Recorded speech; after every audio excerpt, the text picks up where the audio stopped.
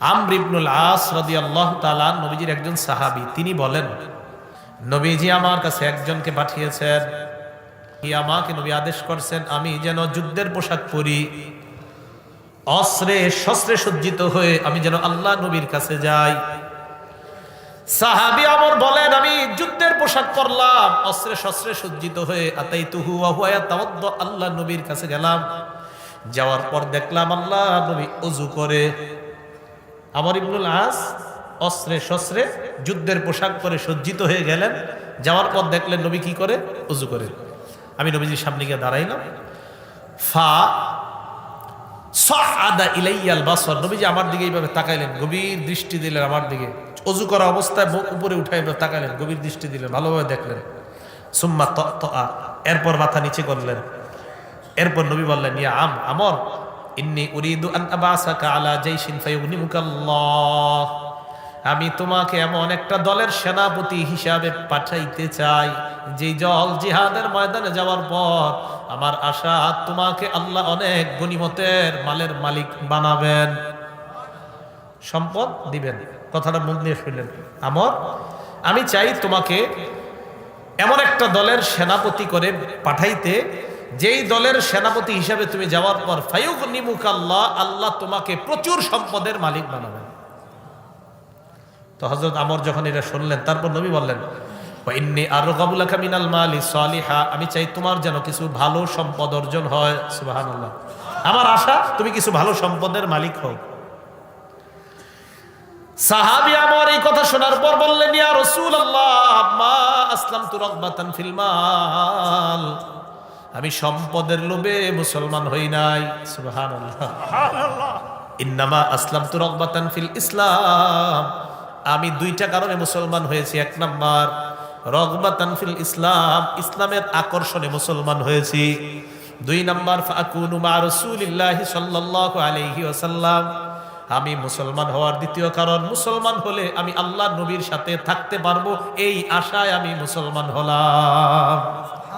হুজুর, আমি ইসলামের আকর্ষণে আর আমি আপনার সাথে থাকতে পারবো, এই আকর্ষণে আমি মুসলমান হয়েছি।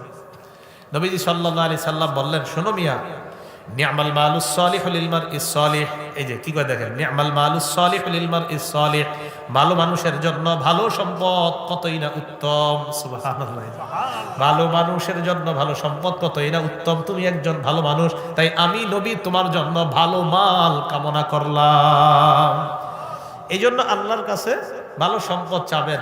তিরমিজি শরীফের 2361 নম্বর হাদিসের বর্ণনা, ক্বালা রাসূলুল্লাহ সাল্লাল্লাহু আলাইহি ওয়াসাল্লাম, নবীজি আল্লাহর কাছে দোয়া করতেন, আল্লাহুম্মা জাআল রিজকা আলি মুহাম্মাদিন কুতা, আল্লাহ আপনি মুহাম্মদ সাল্লাল্লাহু আলাইহি ওয়াসাল্লামের পরিবারের জন্য যতটুকু খাবার হলে দরকার ততটুকু পরিমিত হালাল খাদ্যের ব্যবস্থা করে দেন। নবীজি আল্লাহর কাছে দোয়া করতেন। আর আমাদের অবস্থা তো এমন, আমাদের সম্পদ যত হয় আরো দরকার, ঠিক না? কি বলেন, ঠিক না? হ্যাঁ, আসলে ঠিক বলেন, আসলে কি ঠিক? হ্যাঁ, এটা সত্যি কথা। বুখারী শরীফের 6438 নম্বর হাদিসের বর্ণনা, ক্বালা রাসূলুল্লাহ সাল্লাল্লাহু আলাইহি ওয়াসাল্লাম, নবীজি বলেন, লাউ আন্না ইবনা আদামা উতিয়া ওয়াদিয়ান মালআম মিন যাহাব, আদম সন্তানকে যদি একটা পুরা এলাকা পরিমাণ স্বর্ণ দেওয়া হয়, পুরা এলাকাটা স্বর্ণ, এই পুরা এলাকা ভর্তি স্বর্ণ যদি দেওয়া হয়, আদম সন্তানকে যদি একটা উপত্যকা দেওয়া হয়, যে উপত্যকার মধ্যে অন্য কিছু নাই, শুধু স্বর্ণ আর স্বর্ণ, এই পুরা একটা উপত্যকা স্বর্ণ যদি দেওয়া হয়, আদম সন্তান বলবে, আহাব্বা ইলাইহি সানিয়া, আমার দ্বিতীয়টা লাগবে। নবীজি বলেন, ওয়ালাউ উতিয়া সানিয়া, দ্বিতীয়টা যদি দেওয়া হয়, আদম সন্তান বলবে, আহাব্বা ইলাইহি সালিসা, আমার তৃতীয়টা লাগবে। নবীজি বলেন, লা ইয়াসুদ্দু জাওফা ইবনি আদামা ইল্লা তুরাব, আদম সন্তানের পেট স্বর্ণ ভরে না, রূপা ভরে না। আদম সন্তানের পেট মাটির নিচে যখন আমরা দাফন করি, নবী বলেন, মাটি শুধুমাত্র আদম সন্তানের পেট ভরে। আদম সন্তানের পেট কে ভরে? মাটির নিচে দিয়ে আসি, ব্যাস শেষ, এই পেট ভরে যায়। তো আদম সন্তানের পেট স্বর্ণ দিয়ে ভরে না, রূপা দিয়ে ভরে না, মাটি দিয়ে আদম সন্তানের পেট ভরে। নবীজি সাল্লাল্লাহু আলাইহি সাল্লাম সহিহ বুখারীর 6417 নম্বর হাদিসের বর্ণনা দেখেন, এখানে কি আসছে? আর আব্দুল্লাহ ইবনে মাসউদ রাদিয়াল্লাহু তাআলা আনহু قال خط رسول الله সাল্লাল্লাহু আলাইহি ওয়াসাল্লাম খাত্তান মুরাব্বাআ। আব্দুল্লাহ ইবনে মাসউদ বলেন, আল্লাহর নবী একটা চতুর্ভুজ আঁকলেন। কি ভুজ? চতুর্ভুজ। খাত্ত খাত্তান ফিল ওয়াসাতি খারিজাম মিনহু, মাঝখানে একটা লম্বা দাগ দিলেন, এই দাগটা চতুর্ভুজের বাহিরে নিয়ে গেলেন। আবার বলছি, নবীজি একটা চতুর্ভুজ আঁকলেন, মাঝখানে একটা দাগ দিলেন, দাগটা চতুর্ভুজের বাহিরে নিয়ে গেলেন। নবীজি বলেন, শোনো তোমরা, হাদাল ইনসান, মাঝখানের দাগটা হলো মানুষ। বলেন, মাঝের দাগটা কি? মানুষ। দাগের আশেপাশে যে চতুর্ভুজটা দেখো, হাজা আজালুহু, এটা হলো মানুষের হায়াত। এটা মানুষের হায়াত। নবীজি বলেন, শোনো তোমরা, দাগের বাহিরে যেটা গেছে আমালুহু, এটা হলো মানুষের আশা। মানুষ মারা যায়, তার জীবন চলে যায়, আশাটা থেকে যায়, কারণ তার আশা জীবনের বাহিরে। দেখেন নবীজি বলেন, আশা জীবন এতটুকু, আশা এতটুকু। মানুষের জীবন শেষ হয়ে যায়, আশাগুলা থেকে যায়। আচ্ছা দেখেন তো, একটু হলো জীবন, দাগের বাহিরে হলো আরেকটু অংশ, তাহলে দাগের বাহিরেরটা কি ভিতরে না বাহিরে? নবী কয়, মানুষ মারা যায়, আশা থেকে যায়। মানুষের আশা কখনো পূর্ণ হয় না, মানুষ মারা গেলে মাটি তার আশা পূর্ণ করতে পারে। বুখারী শরীফের 6420 নম্বর হাদিসের বর্ণনা। ক্বালা রাসূলুল্লাহ সাল্লাল্লাহু আলাইহি ওয়াসাল্লাম, নবীজি বলেন, লা ইয়াজালু কলবুল কাবীরি শাববান ফিসনাতাইন, বুড়া মানুষের অন্তর দুই ক্ষেত্রে যুবক হয়। বুড়া মানুষের অন্তর কয় ক্ষেত্রে যুবক হয়? বলেন, বুড়া মানুষের অন্তর যুবক হয় কয় ক্ষেত্রে? এক নাম্বার, ফি হুব্বিল মাল, সম্পদের মহব্বতে বুড়া মানুষের অন্তরটা যুবক হয়। দুই নাম্বার, অতুলিল আমাল, লম্বা আশা। তাহলে মানুষ বুড়া হয়, তার আশা দুই ক্ষেত্রে যুবক হয়। এক, আরো সম্পদ চাই, আরো সম্পদ চাই। দুই নাম্বার, লম্বা আশা। কিও কাকা কই যান? মসজিদে যাই। কি করতে? জোহরের নামাজ পড়তে। মনটা খারাপ কেন? কার বইল না বাতিজা, 5টা ছেলে সাউথ আফ্রিকা পাঠাইছে, আর একটা বাকি আছে এখনো। 5টার বেতন আছে মোটামুটি, কথার কথা ইতালি হইলে আর বেশি, কথার কথা ধরে নেন 50-60 লাখ বেতন আছে। আর বইল না, ছোট ছেলেটা বাংলাদেশে কোনো মতে একটা চাকরি করে, এই 30-40 হাজার পায়, এই টেনশনে আর বাঁচতাছি না। কাকার বয়স 72। তাহলে আশা কি? কাকার আশাটা কি বুড়ো হইতেছে না যুবক? কিন্তু কাকার বয়স বাড়তেছে।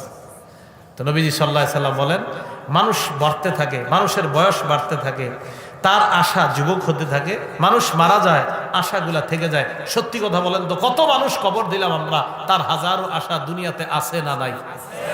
আল্লাহ কথাগুলা বোঝার তৌফিক দান করেন।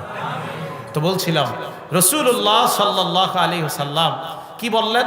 ভালো মানুষের জন্য ভালো সম্পদ, আর দোয়া করলেন, আল্লাহ মুহাম্মদ সাল্লাল্লাহু আলাইহি সাল্লামের পরিবারকে ততটুকু সম্পদ দেন যতটুকু তাদের জন্য প্রয়োজন। আল্লাহ বোঝার তৌফিক দান করেন। এক হাদিসের মধ্যে নবী বলেন, 3 গুণ যার মধ্যে পাওয়া যাবে, ওই ব্যক্তি সুখী মানুষ। বলেন, সুখী মানুষের কয় গুণ? 3 গুণ। সুখী মানুষের কয় গুণ? 3 গুণ। তিরমিজি শরীফের 2346 নম্বর হাদিসের বর্ণনা। ক্বালা রাসূলুল্লাহ সাল্লাল্লাহু আলাইহি ওয়াসাল্লাম, নবীজি সাল্লাল্লাহু আলাইহি ওয়াসাল্লাম বলেন, মান আসবাহা মিনকুম আমিনান ফি সিরবিহি, 1 নাম্বার, তোমাদের কেউ যদি সকালবেলা এমন হয় তার পরিবার নিয়ে সে শান্তিতে আছে। সকালে তুমি ঘুম থেকে উঠলা, ওঠার পর দেখলা তোমার পরিবার নিয়ে তুমি সুখে শান্তিতে আছো। 2 নাম্বার, মুআফান ফি জাসাদিহি, দেখলা তোমার শরীরটা সুস্থ আছে। 3 নাম্বার, ইনদাহু কুতু ইয়াউমিহি, তুমি দেখলা তোমার কাছে একদিনের খাদ্য আছে। 1 নাম্বার, তোমার পরিবার নিয়ে তুমি শান্তিতে আছো। 2 নাম্বার, তোমার শরীরটা সুস্থ আছে। 3 নাম্বার, তোমার কাছে একদিনের খাদ্য আছে। নবীজি বলেন, ফাকা আন্নামা হিজাত লাহুদ দুনিয়া, এই ব্যক্তির জন্য কেমন যেন পুরা দুনিয়ার কল্যাণ একত্রিত করা হয়েছে। সকালবেলা দেখছেন পরিবার নিয়ে ভালো আছে, শরীরটা সুস্থ আছে, একদিনের খাবার আছে। নবীজি কয়, শুকরিয়া আদায় করো, তুমি দুনিয়ার সুখী মানুষ। সুবহানাল্লাহ। ভাই কথাগুলো মনে থাকবে তো? আল্লাহ বোঝার তৌফিক দান করেন। আল্লাহ পাক রব্বুল আলামিন সূরা বাকারার 168 নম্বর আয়াতে বলেন, ইয়া আইয়ুহান নাসু কুলু মিম্মা ফিল আরদি হালালান তাইয়্যিবা, হে মানুষ তোমরা দুনিয়ার মধ্যে যা হালাল যা পবিত্র তা তোমরা খাও। সূরা তাহার 81 নম্বর আয়াতে আল্লাহ বলেন ফাকুলু মিম্মা, সূরা তাহার 81 নম্বর আয়াতে আল্লাহ বলেন কুলু মিন তাইয়্যিবাতি মা রাযাকনাকুম, আমি আল্লাহ তোমাদেরকে যা দিয়েছি এর থেকে তোমরা পবিত্রতা খাও। সূরা নাহালের 114 নম্বর আয়াতে আল্লাহ বলেন ফাকুলু মিম্মা রাযাকাকুমুল্লাহু হালালান তাইয়্যিবা, আমি আল্লাহ তোমাদেরকে যা দিলাম এই হালাল পবিত্র তোমরা খাও। ওয়াশকুরু নি'মাতাল্লাহ, আল্লাহর নিয়ামতের শুকরিয়া আদায় করো। বলেন আমার সাথে হালাল খাবো, শুকরিয়া আদায় করব। তাহলে আমাদের কাজ হালাল খাওয়া আলহামদুলিল্লাহ বলা, হালাল খাওয়া আলহামদুলিল্লাহ বলা, হারাম থেকে বেঁচে থাকার তৌফিক দান করেন। সহিহ বুখারী 2059 নম্বর হাদিসের বর্ণনা। এই হাদিসটা নবীজি আমাদের যুগের সাথে কি মিলে না আরো অপেক্ষা করতে হবে? আগে হাদিস শোনেন, শোনার পর আপনারাই বললেন। قال رسول الله صلى الله عليه وسلم, নবীজি সাল্লাল্লাহু আলাইহি ওয়াসাল্লাম বলেন ইয়াতি আলান নাসি জামান, এমন একটা সময় আসবে লা ইউবালিল মারউ মা আখাযা মিনহু, মানুষ কোনো পরোয়া করবে না সে কোথা থেকে কামাই করলো। আমিলাল হালালি আমিনাল হারাম, সে কি হালাল পথে কামাই করলো না হারাম পথে কামাই করলো, কোনো পরোয়া করবে না। নবী বলছে এই জামানাটা আসবে, আসবে, আসবে, আইসা গেছে। পকেটে আসলেই হলো, হারাম পথে আসুক হালাল পথে আসুক কোনো সমস্যা নাই, আসলো হলো বাস পকেটে ঢুকাইলাম। নবীজি কয় মানুষ পরোয়া করবে না সে হালাল কামাই করলো না হারাম কামাই করলো। আল্লাহ আমাদের সকলকে হালাল কামাই করার তৌফিক দান করেন, আমিন। একটা কিতাব আছে নাম তাখরিজু শরহিস সুন্নাহ, এই কিতাবের 4113 নম্বর বর্ণনা। আন আব্দুল্লাহ ইবনে মাসউদ রাদিয়াল্লাহু তাআলা আনহু قال, আব্দুল্লাহ ইবনে মাসউদ রাদিয়াল্লাহু তাআলা আনহুর বর্ণনা, তিনি বলেন ইয়া আইয়ুহান নাস ইত্তাকুল্লাহ, হে মানুষ তোমরা আল্লাহকে ভয় করো। লা ইয়াহমিলান্নাকুম ইস্তিবতাউর রিজকি আন তাতলুবুহু বিমাআসিল্লাহ। অনুবাদটা মন দিয়ে শুনেন। হালাল কামাই যদি দেরিতে, হালাল কামাইয়ের লাভ যদি দেরিতে আসে, হালাল কামাইয়ের ফলাফলটা যদি আসতে দেরি হয়, এই দেরি হওয়াটা যেন তোমাদেরকে দ্রুত কামাইয়ের প্রতি উদ্বুদ্ধ না করে। আবার বলছি, হালাল পদ্ধতিতে কামাইয়ের ফলাফল আসতে যদি দেরি হয়, এই দেরি হওয়াটা যেন তোমাদেরকে হারাম পথে বেশি কামাইয়ের প্রতি উদ্বুদ্ধ না করে। আবার বলছি, হালাল পথে তোমার কাছে উপার্জন আসতে যদি দেরি হয়, এই দেরি হওয়াটা যেন তোমাদেরকে নাফরমানির মাধ্যমে দ্রুত অবৈধ পন্থায় বড়লোক হওয়ার প্রতি উদ্বুদ্ধ না করে। হালাল কামাই করতেছেন, কৃষি কাজ করেন, তো আপনি তো জানেন 1 মাস পরে এটা উঠাইবেন, 2 মাস পরে আল্লাহ আমারে ধান দিবে, এরপর উঠাবো, এরপর নিব, এরপর কিছু টাকা পাবো। একটু দেরি হইতেছে না? আপনার দোস্ত আপনার নিয়ে যাবে কই, ওই যে আপনাদের এই খিদিরপুর বাজার আসেনি, পাঁচদোনা বাজারে নিয়ে গেল, নিয়ে যায় বলবে এই অফিসে ঢুক। তো ঢুকাইছে একটা অফিসে, ঢুকানোর পর কয় তুই এই যে প্রত্যেক বছর কৃষি কাজ করস, কি লাভ করস না করস? তো উনি বলে আলহামদুলিল্লাহ ভাই, এরে বন্ধু আমি ভালো আছি। আজকে অফিসে নিয়ে গেছে, নিয়ে যাওয়ার পর আপনি দেখলেন অফিসের পিছনে লেখা আল্লাহ ব্যবসা হালাল করেছেন, সুদ হারাম করেছেন। মাশাআল্লাহ, খুব সুন্দর কথা লেখা। সেখানে বসার পর আপনারা বুঝাবে, দ্রুত ধনী হওয়ার উপায় কতগুলা দেখাবে বসে বসে। তা আপনিও দেখলেন ঠিকই তো, এত দ্রুত ধনী হওয়া যায়। আলেমদের কাছে এসে বলছেন, আলেমরা কবে এটা তো হালাল পন্থা, এটা তো হারাম, এটা তো হালাল পন্থা না, এটা হারাম পন্থা। তাহলে আপনার বন্ধু আপনাকে হারাম ভাবে খুব দ্রুত ধনী হওয়ার উপায় শিখাইলো, অথচ ঘরের মধ্যে গিয়ে দেখলেন লেখা আহাল্লাল্লাহুল বাইআ ওয়া হাররামার রিবা, আল্লাহ ব্যবসা হালাল করেছেন, সুদকে হারাম করেছেন। ভালো করে মনে রাখবেন, লেবেল লাগাইলো ব্যবসা হালাল আর সুদ হারাম, আর কর্মকাণ্ড সব সুদি কারবার করা। এটা মনে রাখবেন, কিয়ামত পর্যন্ত আপনি কোরআনের আয়াতের লেবেল লাগায়া সুদ যদি আপনি লেনদেন করেন, সুদ কিয়ামত পর্যন্ত হারাম, লেবেল লাগাইলেও হারাম, না লাগাইলেও হারাম। হারাম হারাম, এটা হালাল হবে না। আপনার দোস্ত আপনারা নিয়ে দ্রুত ধনী হওয়ার উপায় বুঝাইছে, হারাম পন্থায় এইভাবে ধনী হওয়া যায়। আল্লাহ আমাদেরকে হারাম পন্থায় 4 আনা পয়সা থেকে হেফাজত করেন। ভাই মনে থাকবে কথাগুলা? তিরমিজি শরীফ 2376 নম্বর হাদিসের বর্ণনা। রাসূলুল্লাহ সাল্লাল্লাহু আলাইহি ওয়াসাল্লাম কি সুন্দরভাবে একটা উদাহরণ দিছে দেখেন। 20টা 30টা বকরি এক জায়গায়, কথাটা মন দিয়ে শোনেন। একটা বকরি পালের মধ্যে 2টা ক্ষুধার্ত বাঘ আপনি ছেড়ে দিছেন। অনেকগুলা বকরির মাঝে কয়টা ক্ষুধার্ত বাঘ? 2টা। বকরিগুলা থাকবে না শেষ হয়ে যাবে? শেষ হয়ে যাবে। 2 ক্ষুধার্ত বাঘ পাঠাইছেন বকরির কাছে। এবার নবীজি কি বলে দেখেন, ক্বালা রাসূলুল্লাহ সাল্লাল্লাহু আলাইহি ওয়াসাল্লাম, নবীজি বলেন, মা জিবানে জাইআন ফি গনামিন বিআফসাদা লাহা মিন হিরসিল মারই আলাল মালি ওয়াশ-শারাফি লিদীনিহি। নবীজি বলেন, 2টা ক্ষুধার্ত বাঘ কোন বকরি পালের মধ্যে পাঠানোর পর ওই 2 ক্ষুধার্ত বাঘ ওই বকরি পালের জন্য যতটা ক্ষতিকারক, এর চাইতে বেশি একটা মানুষ অবৈধ পন্থায় সম্পদের লোভ করা, অবৈধ পন্থায় মর্যাদার লোভ করা তার ধর্মের জন্য ওই ক্ষুধার্ত বাঘের চাইতে আরো বেশি ক্ষতিকারক। না বুঝেন নাই মনে হয়, আবার বলছি।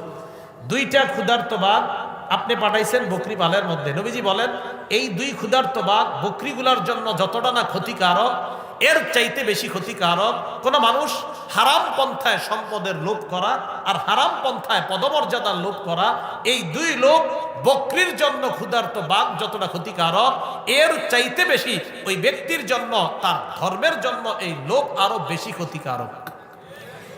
আল্লাহ আমাদেরকে বুঝার তৌফিক দান করেন। তাহলে হারাম আমাদের জন্য কি ভালো না ক্ষতিকারক? হারাম আমাদের ধর্মের জন্য, আমার নিজের ধর্ম, এটার জন্য কি ক্ষতিকারক না ভালো? আল্লাহ আমাদের ধর্ম হেফাজত করার তৌফিক দান করেন। তিরমিজি শরীফ 2416 নম্বর হাদিস। সারা জীবন মনে রাখবেন, 5 প্রশ্ন করার আগে আপনার 2 পা কিয়ামতের মাঠে নড়বে না। কয় প্রশ্ন? 5।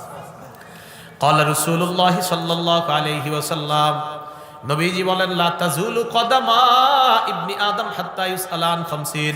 5 প্রশ্ন করার আগে কিয়ামতের ময়দানে আদম সন্তানের 2 পা নড়বে না। সাউথ আফ্রিকা যারা আছেন তাদেরকেও কথাগুলো জানায় দিবেন 5 প্রশ্ন করার আগে। কয় প্রশ্ন? 1 নাম্বার, আনউমরিহি ফিমা আফনা, জীবন সম্পর্কে, জীবন আপনি কোথায় কাটাইছেন। 2 নাম্বার, আন শাবাবিহি ফিমা আবলা, যৌবন সম্পর্কে, যৌবন আপনি কোথায় নষ্ট করছেন। রাত 12টার পর দরজা লাগিয়ে মোবাইল সামনে রাইখা যৌবন অন্য জায়গায় নষ্ট করেন নাই তো? যদি করেন, কিয়ামতের ময়দানে পা নড়বে না, প্রশ্নের উত্তর দেওয়া লাগবে। 3 নাম্বার, আন মালিহি, সম্পদের ব্যাপারে জিজ্ঞাসা করা হবে। দেখেন 3 আর 4 শুনেন। মিন আইনা তাসাবা, সম্পদ কোথায় থেকে কামাই করছো। 4 নাম্বার, ফিমা আনফাকা, কোথায় ব্যয় করছো। 3, সম্পদ কোথা থেকে কামাই করছো, হালাল পন্থায় কামাই করছো। 4, সম্পদ কি হালাল জায়গায় লাগিয়েছো। অনেক মানুষ আছে কামাই করে হালাল ভাবে, লাগায় হারাম জায়গায়। কামাই করে হালাল ভাবে, হারাম জায়গায় খরচ করে। 48 ইঞ্চি 58 ইঞ্চি একটা টেলিভিশন কিনে দিলেন, এটা কোন জায়গায় লাগাইলেন টাকা? তাহলে হালাল পন্থায় কামাই করে হারাম জায়গায় যদি টাকা লাগান, এই হিসাব আল্লাহর কাছে দিতে হবে। আল্লাহ আমাদেরকে হারাম থেকে বেঁচে থাকার তৌফিক দান করেন। 5 নাম্বার, ওয়ান ইলমিহি বিমাজা আমিলা ফিমা আলিমা, তুমি যে বিদ্যা শিখলা এই বিদ্যা অনুযায়ী তুমি আমল করছো কিনা। আপনি একটা জিনিস জানলেন, এই যে আজকে আমার কাছ থেকে জানলেন, হালাল উপার্জন করতে হবে, হারাম থেকে বাঁচতে হবে। এটা জানার পরে এই অনুযায়ী আপনি আমল করছেন কিনা, কিয়ামতের মাঠে এটারও প্রশ্নের জবাব দিতে হবে। আল্লাহ আমাদের সকলকে এই 5 প্রশ্নের যথাযথ জবাব দুনিয়াতে রেডি করে কবরে যাওয়ার তৌফিক দান করেন। এখন কথা হলো, এই হারাম থেকে বাঁচবেন কিভাবে? বন্ধু নির্বাচনে সংযত হন। বন্ধু যদি সুদখোর হয়, এটা আপনার সুদখোর বানাবে। বন্ধু যদি হালাল পন্থায় উপার্জন করে, এটা আপনাকে হালালের দিকে উদ্বুদ্ধ করবে। তিরমিজি শরীফ 2378 নম্বর হাদিস। ক্বালা রাসূলুল্লাহ সাল্লাল্লাহু আলাইহি ওয়াসাল্লাম, নবীজি বলেন, আর রাজুল আলা দীনি খলিলিহি, মানুষ তার বন্ধুর রীতিনীতির অনুসারী হয়। মানুষ তার বন্ধুর রীতিনীতির অনুসারী হয়। ফালইয়ানজুর আহাদুকুম মাইয়ু খালিল, তোমাদের প্রত্যেকে যেন বন্ধু নির্বাচনে সতর্ক হয়। কারে বন্ধু বানাইলা, ভেবে চিন্তে বানাইবা। বন্ধু ভেবে চিনতে বানাইবা। আল্লাহ আমাদের সকলকে সঠিক বন্ধু নির্বাচন করার তৌফিক দান করেন। এই জন্য আল্লাহর কাছে দোয়া করবেন, আল্লাহ আমার ব্যবসায়ী পার্টনার গুলা যেন ভালো হয়, আল্লাহ আমার কলিগ গুলা যেন ভালো হয়, আল্লাহ আমি যাদের সাথে উঠা বসা করি তারা যেন ভালো হয়। আল্লাহ আমাদেরকে এই দোয়া করার তৌফিক দান করেন।